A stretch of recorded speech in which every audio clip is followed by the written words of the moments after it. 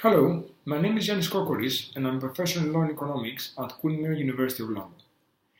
The purpose of this training video is to discuss the concept of unilateral effects in horizontal merger assessment. I will be discussing the concept of unilateral effects, the factors for assessment, and the types of harm that unilateral effects can actually give rise to. I should start by differentiating unilateral effects from coordinated effects. In merger control, unilateral effects is the anti-competitive impact that the merger can actually have as a result of unilateral conduct of the merged entity in the post-merger market.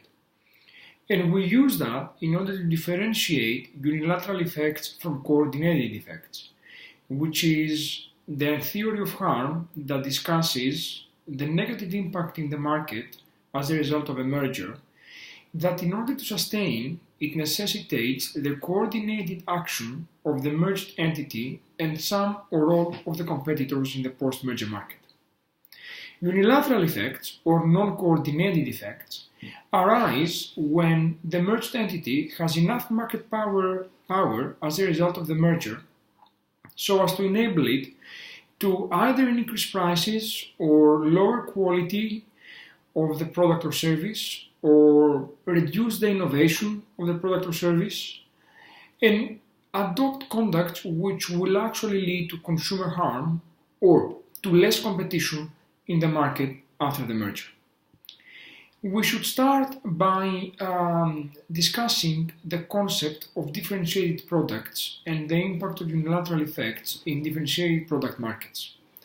Differentiated products, generically speaking, they are products which actually are different in the features, different in the service, different in the qualities they have in the eyes of customers. The differentiation can be a result of branding, can be a result of technological specifications, can be a result of customers' taste. Differentiated products are products that customers with different perceptions will attach a different value. Unilateral effects is most likely to arise in markets where we have differentiated products. In these products, the two merging parties are actually producing two products which are close to each other, but they're not identical to each other. Each product will have its own customer group, its own group of loyal customers, if we may call it so, that will be actually using this product because of the specific features of that product. When we have a merger, and that merger leads to unilateral effects, what we're discussing and analyzing is the extent to which the merged entity will be able, for the sake of argument, to increase the prices after the merger. We are also analyzing whether the remaining competitors in the market will also have an incentive to increase the prices or reduce the quality, reduce innovation, adopting general anti-competitive behavior in the market as a result of that merger. If we also have the latter arising, that is, the competitors of the merging parties also adopting such anti-competitive conducts, then we are referring to multilateral effects rather than just unilateral effects. These are effects which actually arise as a result of a merger between two parties. The merged entity can raise prices or lower quality or lower the quantity produced, and that will also induce the competitors of these parties in the market to adopt a similar conduct and have a more intense anti-competitive impact in that market. After briefly referring to the differentiation point and to the multilateral effects point, what I would like to turn on now is the different factors of assessment that we can actually have in a horizontal merger. And again, I am focusing on unilateral effects assessment. One of the main arguments, one of the main elements of assessment is the barriers to entry and the barriers to expansion in the market. Generally speaking, the lower the barriers to entry in a market, the more likely it is for the merged entity to have competitors who will be willing to enter the market if that merged entity adopts some type of anti-competitive conduct. The same applies to barriers to expansion. If the barriers to expansion in a market are low, that would imply that competitors who are not currently producing the product or service of the merging parties will be able to expand their offering into producing the product or service of the merging parties, and post-merger they will be in a position to compete with the merging parties should the merging parties decide to adopt some type of anti-competitive conduct. And throughout this training I will be referring to some type of anti-competitive conduct to include price increases, lower quality, lower innovation, lower standards of service. All of these would define or have been defined as anti-competitive impact of a horizontal merger. Now we also assess, in the context of unilateral effects in horizontal mergers, how close competitors the merging parties are. And there are two ways of assessing it. One way of assessing it is to what extent customers of one of the merging parties would switch to the other merging party prior to the merger taking place if the merging party increases its price by 5 to 10%, or generally speaking, if the merging party adopts some type of anti-competitive conduct.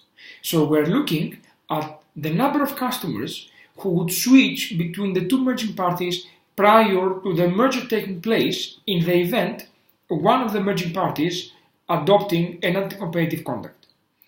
This is called, amongst many jurisdictions, the diversion ratio. And this is an important quantification of how close competitors to merging parties are. It is an element which plays a central role in unilateral effects assessment in many jurisdictions, including the EU.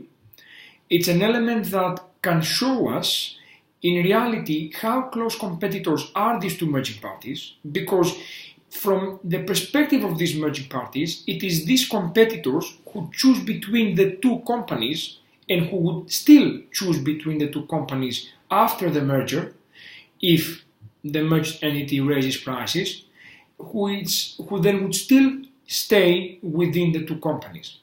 If a large group of customers would choose between the two companies even in the presence of some anti-competitive conduct by one of the two before the merger, we should assume that the same group of customers will remain with the merged entity after the merger in the case of a similar anti-competitive conduct, and it is this group of customers that would actually be harmed as a result of this merger. So the larger the diversion ratio, the more problematic a merger will be.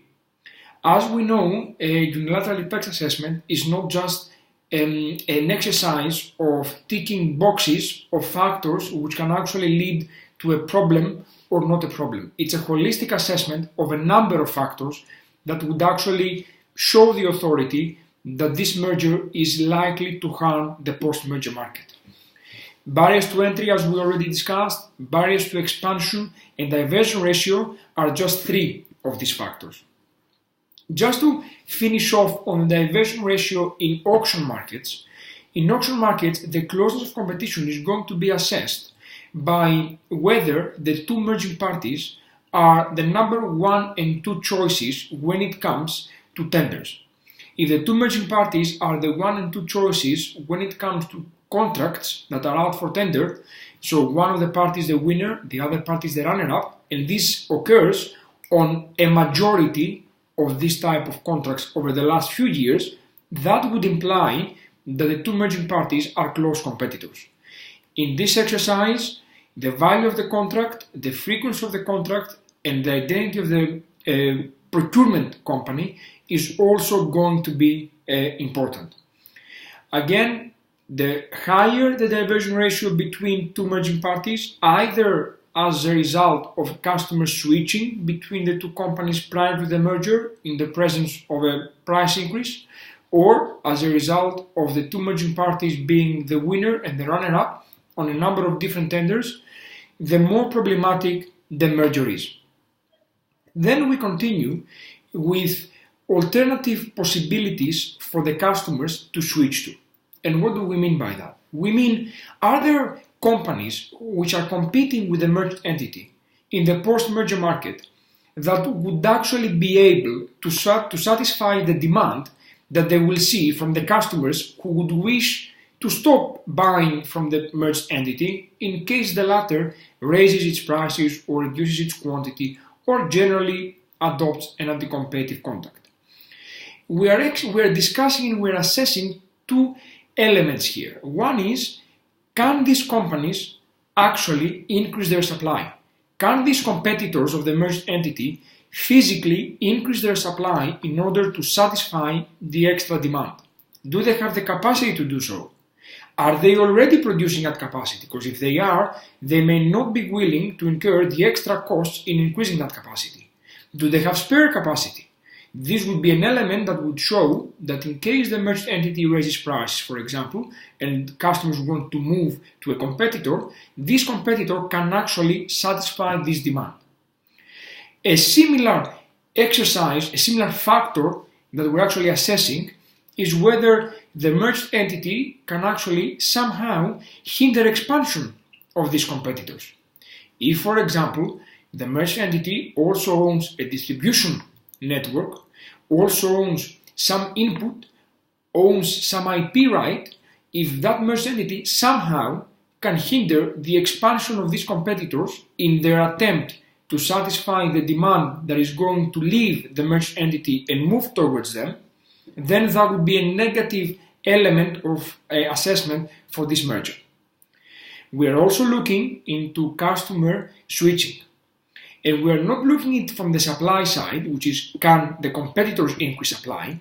We're looking at it from the demand side. Can customers actually switch? Are they tied up with contracts that have a break clause and they have a fee if you want to break this contract, and that would actually limit any intentional ability of customers to switch? Is it easy for customers to switch suppliers? Do they actually do it? Does it take long to achieve that? All of these elements in relation to customer switching would be factors an authority would assess in ensuring that on the one hand, demand can switch after a merger takes place if the merged entity raises prices, and as we just said before, on the other hand, supply can also increase and satisfy that demand. If on both customers can switch and suppliers can satisfy them, then the authority should be more confident that this merger is not likely to lead to non-coordinated or unilateral effects. Another element of assessment is the potential elimination of a potential entrant. If there is a new entrant in this market and you have a merger acquisition that actually involves that new entrant, that could also be a negative element in the assessment of this merger. Being a potential entrant implies a potential competition dynamic. If there is a merger and acquisition that eliminates this potential entrant, then the market will not benefit from this additional potential competitive dynamic.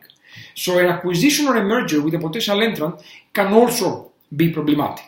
Again, the factors will relate to what we've been discussing until this point and what we will discuss in the next part of this training, but it also it can be a problem to actually acquire a potential entrant.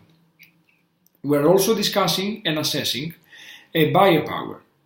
To what extent the buyers, the customers of the merged entity can actually have buyer power against the merging parties.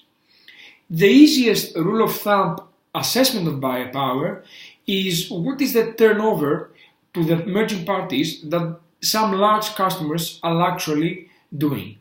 If you have large customers on the other side of the merging parties, authorities are generally more confident that the merged entity will not be in a position to behave in anti-competitive ways because it will have a large customer on the other side who can either induce new entry of new competitors in the market, if the customer is large enough to sponsor that new entry, or can use its bargaining power, being a large customer, to constrain the merged entity from engaging in any type of competition harm in the post-merger market. There will be some mergers where the merging parties will be facing, to the greatest extent, large customers. There will be other mergers that the merging parties will be facing some large customers and they will be facing some smaller customers, a more fragmented buyer side. In the latter case, competition authorities have sometimes approved the merger in relation to the larger customers and had concerns in relation to the smaller customers, unless the authorities could actually be confident that the buyer power of the larger customers is also going to constrain the merging parties from behaving in an anti-competitive way in relation to the smaller customers. Final factor of assessment is market share. And the reason that I left it as final is because although it is a very good starting point, a market share analysis, whether we use the HHI index, the Hirschman index, or whether we use the concentration ratios of the top 3 or top 4 firms in the post-merger market, market shares is always a very good starting point and a very good indication. It is not conclusive. It should not be taken as the most important factor of assessment. That's why, although it's a very useful starting point, I have left it as the last element of assessment in unilateral effects. It gives the authorities an understanding of whether they are likely to find issues with a particular merger, but there is no necessary correlation between high market shares and anti-competitive problems or high market shares and prohibited mergers. I should add that the majority of the mergers where the authorities have actually identified issues tend to be in markets where the merging parties have relatively large market shares. But there have been mergers that have been cleared with market shares of the merging parties in the tune of 70% because, for example, there were a large buyer side, there were lower barriers to entry, and there are other mergers with 35 or 40% where the authorities have identified problems on a unilateral effects basis. So although market shares is a very important starting point, it's only an indication and it should not be given more weight in the analysis than it merits. And I should emphasize again, unilateral effects assessment is an holistic appreciation of all the different factors of a market structure before and after the merger takes place. It does not depend on any one factor in particular or any combination of factors in particular. It depends on the authority assessing all the elements we discussed and trying to come up with an expectation, with an assessment of whether a particular merger is going to lead to anti-competitive harm in a market. Finally, I should mention a particular type of unilateral effects, which are in the form of the elimination of a maverick firm.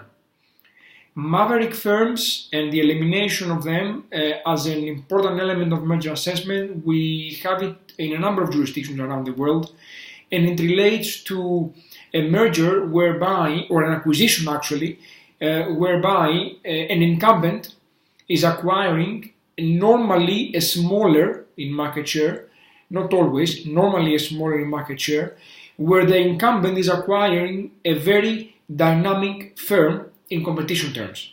And what do we mean by dynamic firm in competition terms? We mean a firm which would be a recent entrant in the market, which has managed to acquire significant market share for the time of entry, but still small, which firm has actually been very competitive in terms of pricing, in terms of quality, in terms of provision of service, in terms of choice of different products.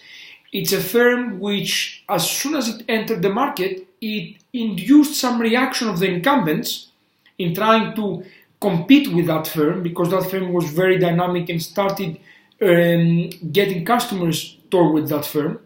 The elimination of this dynamic force in the market has been seen by certain authorities as a problem arising from unilateral effects in a horizontal merger situation. So, an acquisition, the elimination of that firm through an acquisition by one of the incumbents has been seen to consider a unilateral effect impact of a horizontal merger. Thank you very much. I hope you enjoyed the training.